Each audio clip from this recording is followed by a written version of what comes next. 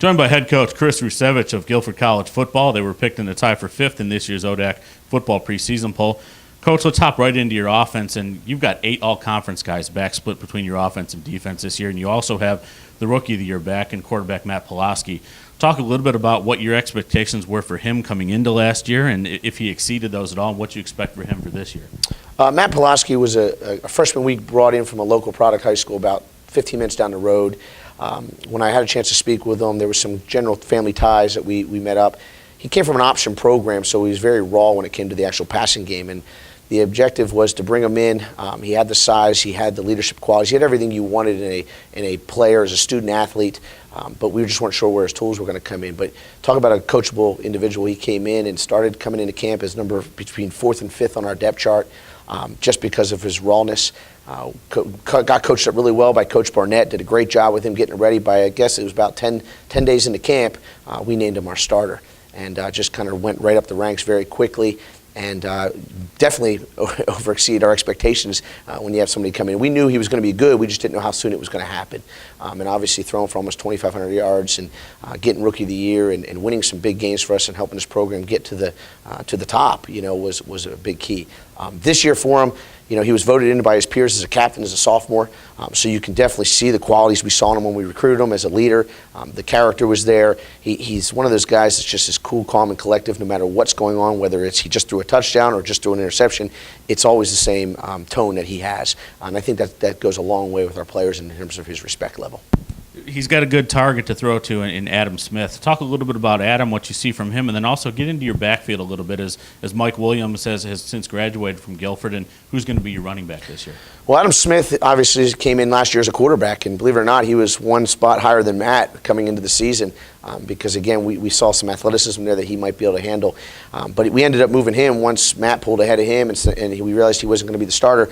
We ended up moving him to wide receiver because we knew he had the tools to do there.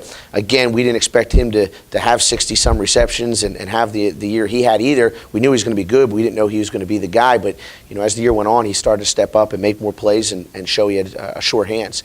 This year, obviously, our expectations, again, is we're going to move him into multiple different positions to get him into, if we can find some mismatches or at least get him the ball as much as we can. I think there's a big benefit to bringing a guy like that back that were both freshman year ago and now going to both be sophomores and watch them grow as a tandem, throughout the next couple of years. Our running back situation, Mike Williams came in as a senior last year, had a good year. We right now went into the spring conditioning period and now coming into the season with 3 upperclassmen, Josh Williams being one who started for us as a true freshman and ran for roughly 400 and some yards.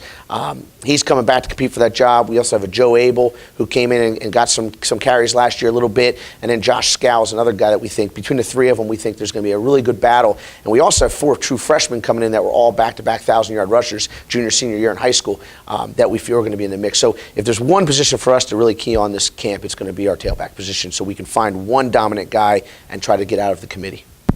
Let's switch sides to the defense right now, and you've got several all-conference players back on this side as well, led by 2 first-teamers in Robert Smith and Satir Stevenson, but you also got guys in the secondary like Hunter English and looking back up to the front of the line going with Tyler Eller. Talk a little bit about what you expect from this unit. They were young guys coming in, and they've really grown together here, and maybe this is the year that they really become a dominant defense that you're looking to build. In all the years I've coached defense, this would be the year looking at what we have coming back and where we're at and what we've done from the beginning of last year to where we finished, where you'd think we would be able to be a top defense in the conference and beyond. And I say that because when you talk about returning starters, we really do have 11 starters coming back on defense. And the good news for us in the future is only one of them will be graduating at the end of this year. We had a guy that started for us as a true freshman at defensive line last year, Brandon Heath, who actually blew out his knee on the 2nd or 3rd week of the season. So, he's coming back fully healthy and put on 15 pounds since then. So, he may have not ended the season as a starter, but we knew he was a starting material at the beginning of the year. So you take on into consideration, we're going to be very good. Robert Smith, obviously, coming back as a sophomore. What a phenomenal player he is. We're very fortunate to have him. He's a great man, great player. He came in as a safety when he first came into camp, and he's just so big and dominant. We took advantage of his speed and put him at linebacker, and he's been a great force for us there. Satir Stevenson actually was voted for as a captain as a junior this year too, getting the respect of his teammates, and just as his play, the way he carries himself, the confidence. He is exactly what Matt Pulowski is on defense. Just very cool, calm, and collective. Gets beat in a coverage situation, he's okay with that. He comes back and redeems himself. He makes a big play, he's okay with that too. He's just we're very fortunate to have that type of leadership out there and the type of level of players we have out there. Hunter English, coming in his freshman year was our leading tackler out of his freshman year. Last year was our second leading tackler. He's very undersized, but at the same time, the position he plays in our 4-2 system, he's very fortunate to be able to do. We have a position for a guy like that, and we expect a lot of good things out of him. And I know he's put on a lot of weight in this offseason and coming into their junior year. And this is the time you see all these sophomores that started for us last year and freshmen. The offseason was the opportunity to get them to become mature football players. And I think for the first time since I've been there going into year 3, we have a mature football team on both sides of the ball. You kind of led into my final question there. This is your third year at Guilford. Talk a little bit about how the team has followed or not followed the direction that you set forth in your first year, and really what you would like to see here by the end of the season. Well, I think anytime I enter a season, no matter where I am or what I've done, I always think I have the opportunity to win every game. I mean, that's just who I am.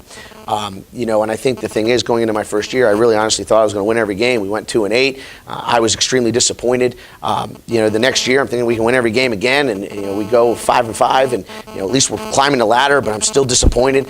This year again, I think we can win every game. I think it's just a situation of whether we can continue to get our players to believe in that. And I think our first year, there was doubters. Coming off an 0-10 year before we arrived, there's always going to be doubters, especially when you lose one. It's going to be, oh, here we go again.